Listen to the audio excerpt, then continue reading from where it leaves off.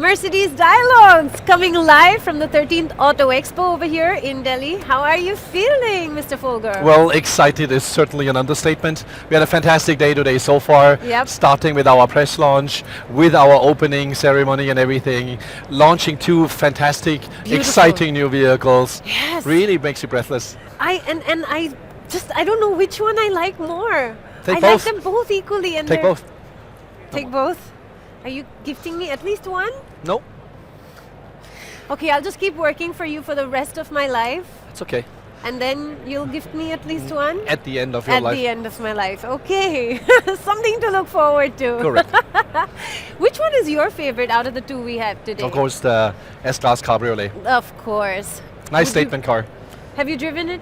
No, not yet. Not yet. Are you going to get the first test drive of this car in India? I have doubts. Normally it's my guys and the product management who get to drive that car first. But no, I'm looking forward to that as well. All right. So this is actually a wonderful thing that we do over here with MercedesDialogues, because we open the doors to social media, to everybody that's on social media, to ask you any question that they like. So they get to ask the MD and CEO of the Mercedes-Benz India group anything that they like. And you know what? We have so many questions that have already come in. Good. And people are tweeting live, so we can see all the questions that are coming in constantly. Good. Are you ready? Yes, of course. Let's do this. Okay, everyone's talking about winning. Yes. What is this whole thing about winning?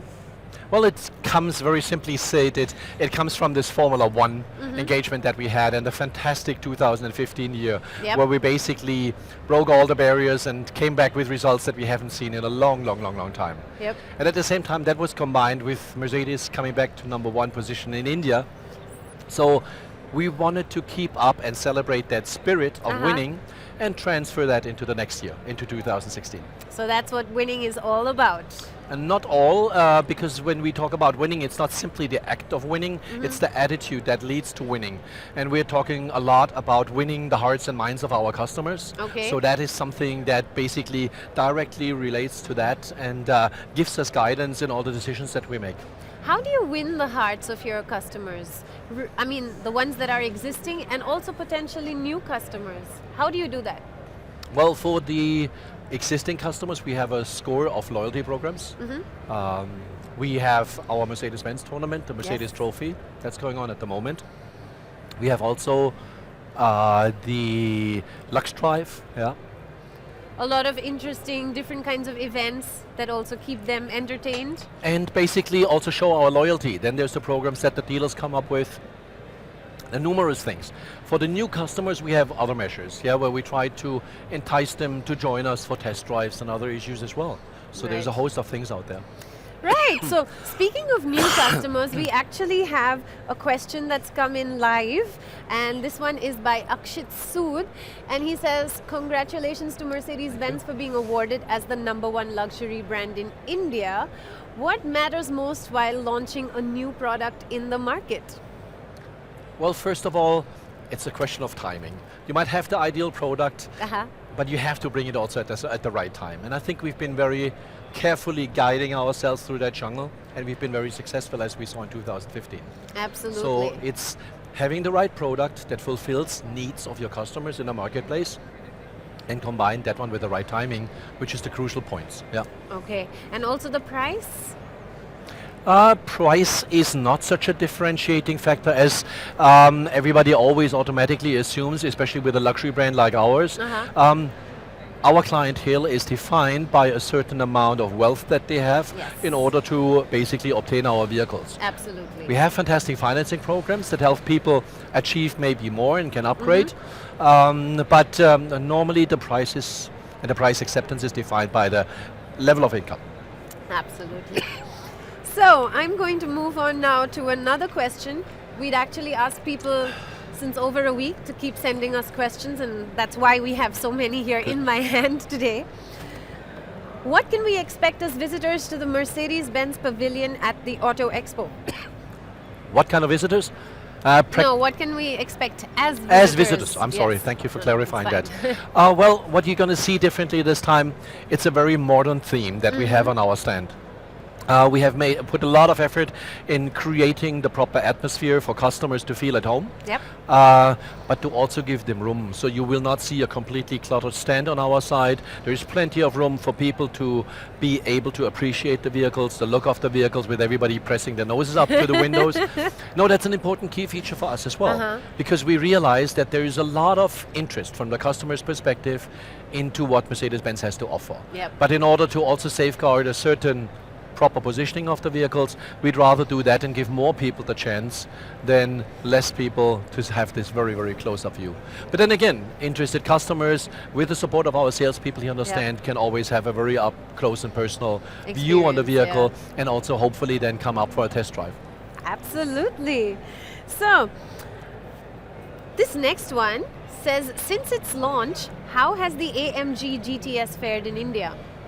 Actually surprisingly well, because again, that is a vehicle that you don't automatically associate with a country like India purely because of your road conditions. Yes. So we've seen a lot of customers come forward and order the vehicle, which leads up to a very nice ordering time now for us.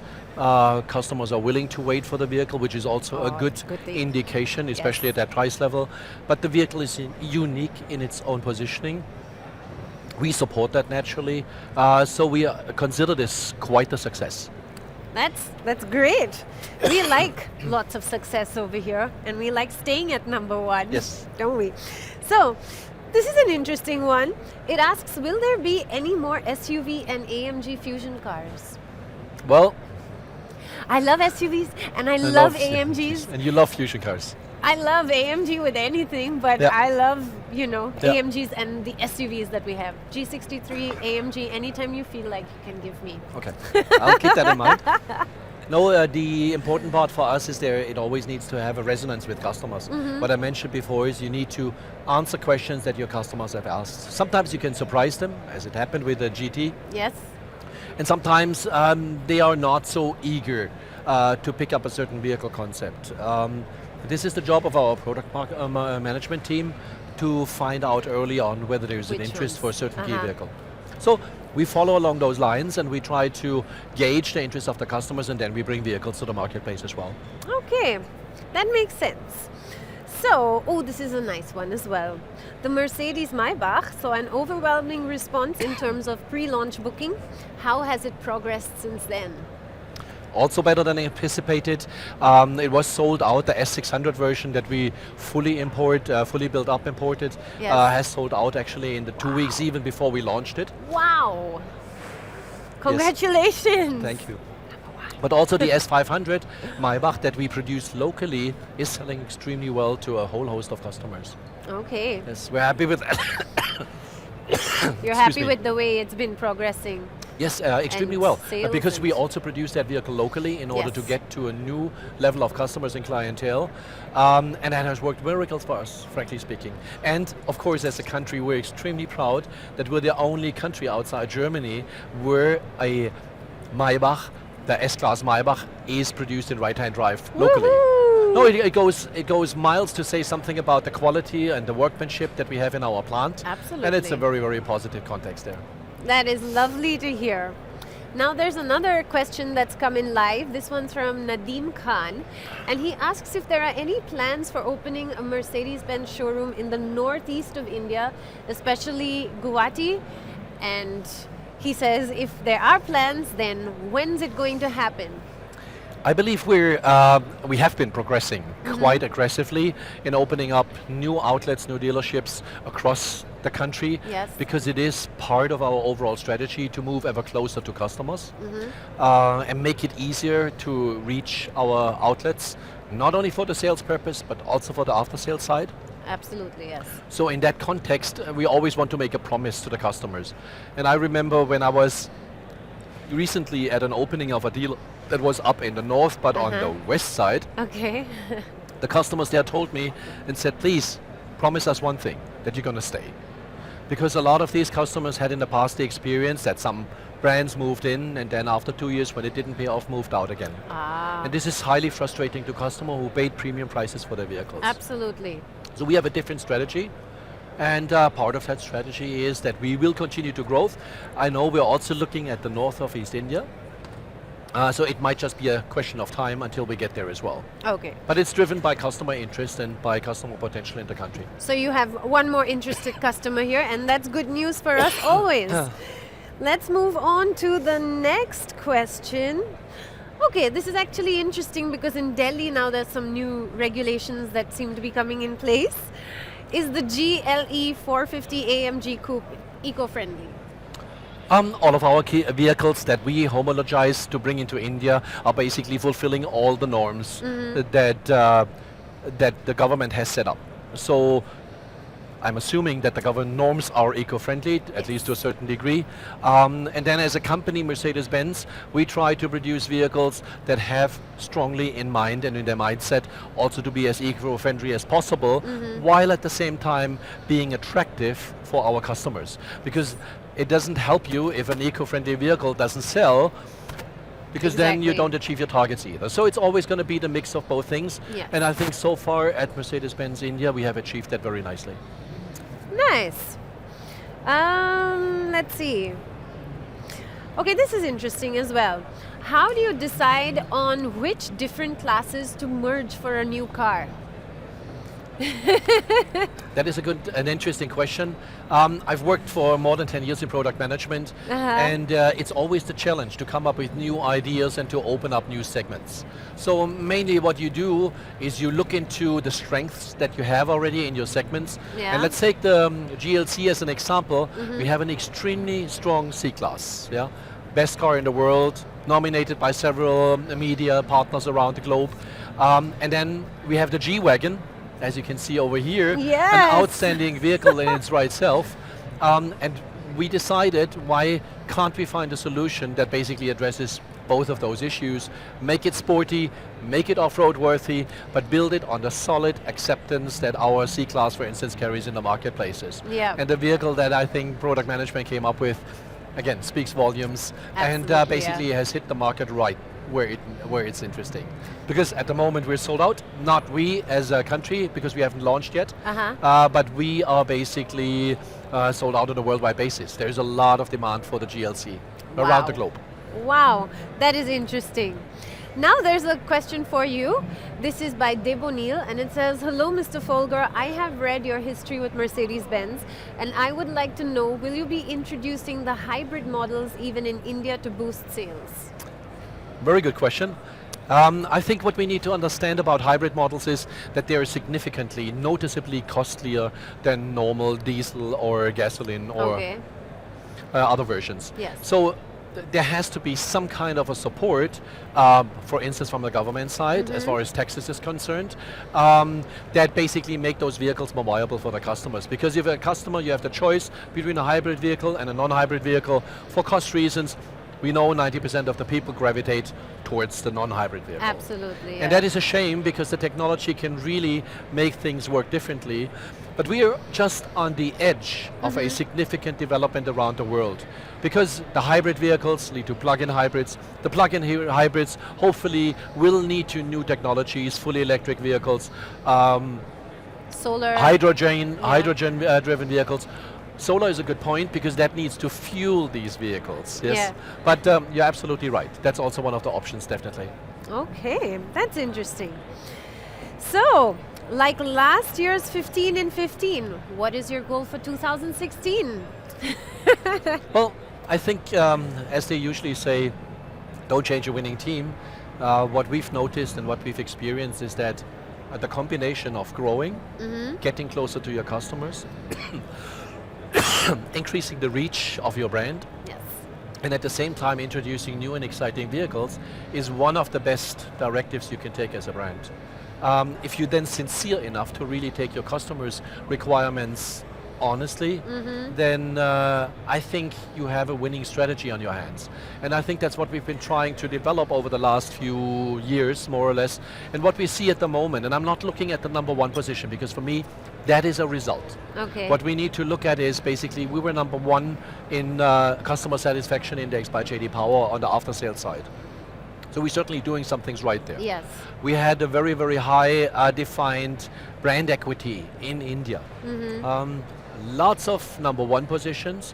As far as overall achievements is concerned, brand recognition, especially in the young target groups of 15 to 25-year-olds, that might not seem so interesting for the moment, but for us as a Mercedes-Benz brand, it's even more important because it helps us to rejuvenate the brand. And a brand that is seen younger, more sporty, certainly is a more sexy brand and therefore more appealing to all of our customers. Absolutely. I'm going to say yes.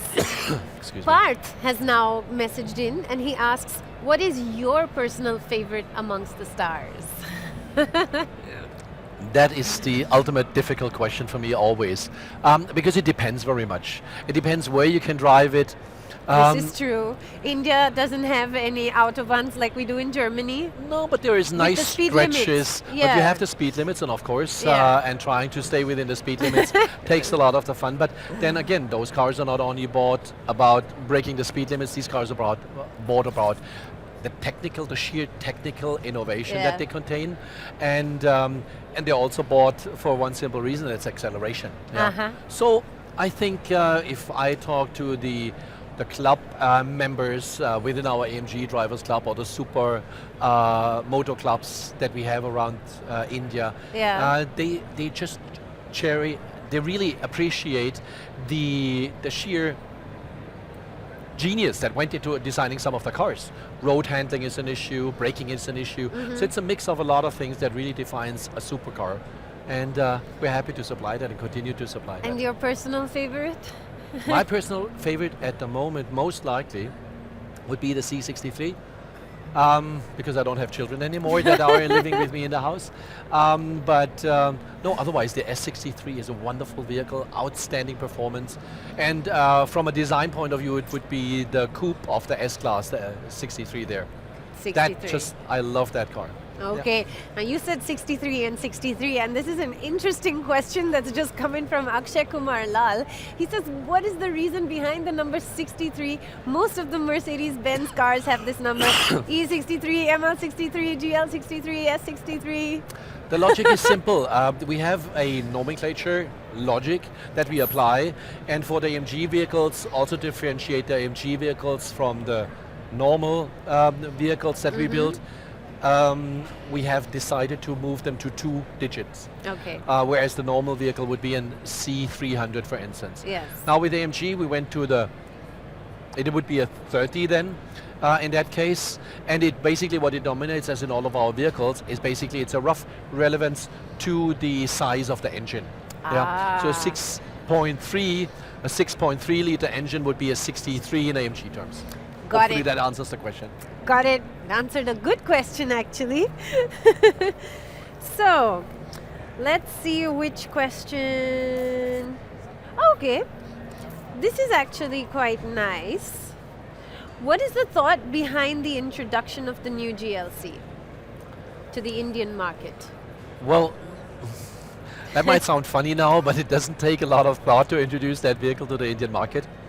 We were desperately waiting for that vehicle to also come to the Indian market. Because we had it available as a GLK already for the past few years, and for several reasons we had decided early on that that would only be available in a left-hand drive version. Mainly the reason being that there was not enough interest from the right-hand drive markets. And now in the meantime we see how overwhelmingly positive the response is in the various markets. So we have now decided to open up the floodgates and also introduce actually the right-hand drive version. And now we call it a GLC. So it fits perfectly into our nomenclature of the GLA, GLC, the GLE, later on the GLS, which we will introduce. And then we have naturally also the G-Wagon. So Yes, absolutely. 5 perfect vehicles for the Indian marketplace. Speaking of which, why do you think SUVs fare so well in the Indian market? That's our next question. Well, it has a lot to do, from my perspective, with the functionality of the vehicles. They usually have a lot of loading room, so they're practical. Yeah. Especially when you travel with children, it's always nice to do not be encumbered by the size of your trunk. Yes. Then the additional thing is your sitting position is very high. So in traffic like in Delhi and in Mumbai, it's nice if you sit a little bit higher than the rest of the people around you. And once people have made that experience, they hardly ever go back to a vehicle that is lower again. Lower. Then you have bad weather conditions. Look at Chennai, look at other areas. where sport utility vehicle, because of their 4x4 capabilities, are just much, much safer than other vehicles. So I think in the Indian context, all of these things that play together, and then a strong sporty note, as well as that combined with a note that it also comes from Mercedes in the Yes, meantime, of I think course. it's helping significantly in our growth. All right. I like this question now. There's a lady called Manisha, and she wants to know, what do you do in your free time when you're not working? What do you mean not working? No, that was just a joke. No, I'm happy with my wife to explore India at the moment. We try to use each and every weekend or whenever we have any free time, even when we sometimes go and visit dealers, to explore a little bit more of the company, to see more. Yes. Because usually when you don't live here, 3, 4, 5 years is definitely not enough to Yeah. even see the tip of the iceberg called India. Oh, absolutely. And, it's such a huge country. Some friends from India tell me even we as Indians don't have enough time. So that's why they invented rebirth. But I think it's truly interesting that that it's a country that is without boundaries in a lot of ways, which is also one of the reasons why I believe strongly in the future growth of this country. There's so much potential here. And here you are taking over. Yeah? And do you speak any Hindi by any chance? Have you picked up No, any? no. Any words? Not yet, because what I also realize is that not everybody speaks Hindi actually, Yes, but much this more is people true. speak English, by the way. What I always loved to do in the past was to learn the local language for one main reason, and that is to understand better about the culture. Yes. But your culture here in India is also accessible via the English language, so Yes. it's not a prerequisite really. Absolutely. I think and I'm trying to learn that, to at least say a few words in Hindi, and but first of all, if you can't train it on a regular basis, it's rather difficult. Yes. So I know it's one of bucket list things. So Do you know what car is in Hindi? Gadi. Gadi, Gadi. Gadi. So Okay. you say Gadi? So I learned my first word. Yeah. Yeah. There we go. Gadi. So Gadi. Good. And then if you want to say is nice, Hmm. then you say achhi hai. Achi hai. Yeah. Gadi achhi hai. Oh, Gadi achi hai. There we Okay. go. We're working our way Lovely up car. the ladder. Gadi achi hai. So, बहुत अच्छी है. Gadi achi. बहुत अच्छी है. How do you take that to the next level then? Which is Even nicer car? उससे भी बहुत उससे भी अच्छी है. No, that's too इससे difficult. भी अच्छी है. हाँ, okay, yeah. Let me work on Gadi achi hai. Okay. Every day, little. Yes, We will small learn. baby steps. Yes. This is quite a question. This says, where do you see Mercedes-Benz by 2020? It's simple.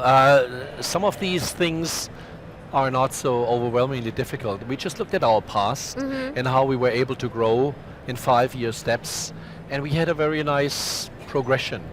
First 5 years, 95 to 2000, we grew by 5%. Then it was 14%. Then it was 70%. Now it's 19%. Wow. 5-year Wow. steps.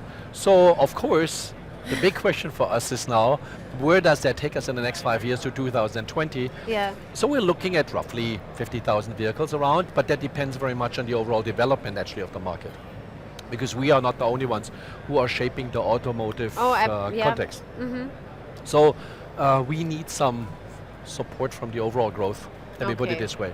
But Okay. for us, the sky is the limit, and I think also India, that has in 2015 seen the second strongest growth in the worldwide markets of Mercedes-Benz, is putting us on the map in Germany. This is important because we need the funds. This is great. It's great We need the news. financial support. Yes, so this is helpful. So we'll continue along that path. All right. How has your journey as the MD and CEO of Mercedes-Benz India been so far? Still overwhelming. No, What overwhelms you the most? the sheer size, the complexity of the business. Each state has several languages. Each Yes. state has one independent tax system.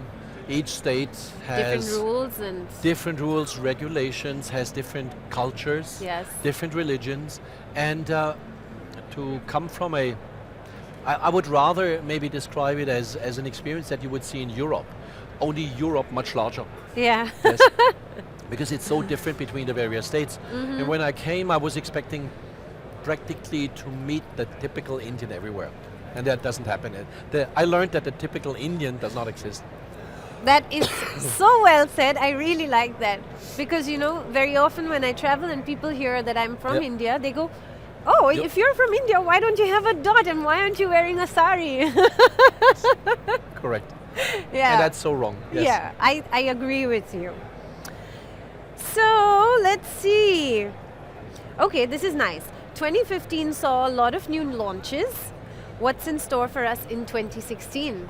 Well, first of all, we looked into the overall portfolio that we have on the Mercedes-Benz side, and then we said, okay, which of these vehicles would fit to our market here? Yeah. So we came roughly up with an idea of having a total of 12 vehicles that we wanted to launch this year that we deemed to be fitting our market needs. So it's, if you come back to that, it's not the 15 by 15 number, but I think it's enough to keep the interest of our customers flowing. Yeah. It's certainly enough to also get our dealers in touch with their customers on a regular basis, which is a key thing.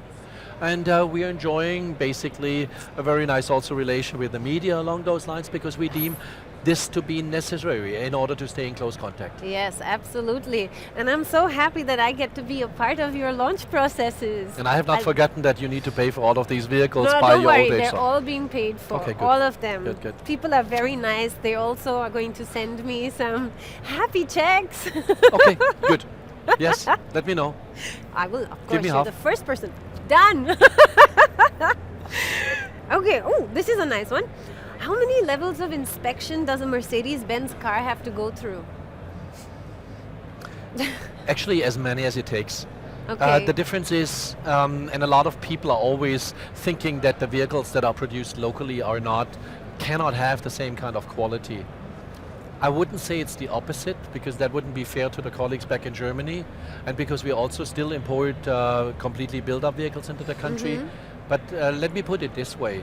It is our responsibility and our job to make sure that the vehicles that we build locally here in India, that they have at least the same quality than they have when they come from Germany.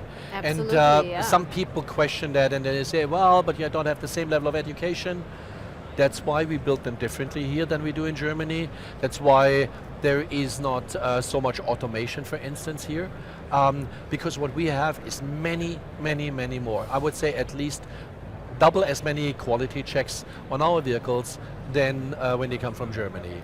It doesn't automatically equate to a higher degree of quality, but it helps us ensure at least the same minimum level of quality as we have it from Germany. Absolutely, and the Mercedes-Benz is a signature brand worldwide, so this is something that you would never compromise on. No, we can't. Simply we Absolutely can't, not. otherwise we would lose our justification to be here. Yes, and all of these years. Yes. Yeah. So, we are gonna have one last question. How does it feel to win the F1 Constructors and Drivers Championship? It was really an exhilarating experience. I know both our racers. Yes. When I was still posted in Malaysia, I got to meet them on a regular basis. Excuse me. And I see how hard the whole team works for these issues, and how high the competition is in that context. And I believe that in order to persevere, they're an example for us all. Yes. And this is again where we take our winning strategy from, because I truly believe you can learn a lot just also in the retail, in the wholesale selling, in your overall operations, from how to run a Formula One team. It's not always only the technical advantages that come through, but we've learned a lot in logistics, we've learned a lot in basically training your teams as well. And this is really good. This is something that is really working for us. Yeah. Okay. So, thank you so much for being with us. welcome. Unfortunately, we're out of time, Sad. but we will have another Mercedes dialogue at some point, I'm sure. I'm looking forward to that. And we're going to have many more car launches, so I'm sure we're going to have so many more questions pouring in. Good. And by then you'll be settled and you'll be speaking Hindi like a pro. Let's discuss that, and let's really discuss that. But I wanted to say also thank you very quickly to all the people that went to the effort, wrote into us and Yes. showed their interest. It's been Absolutely. fantastic and a very good experience. Thank you very much again. Thank you So, so much, Roland Folger. perfect. Thank you so much. See you.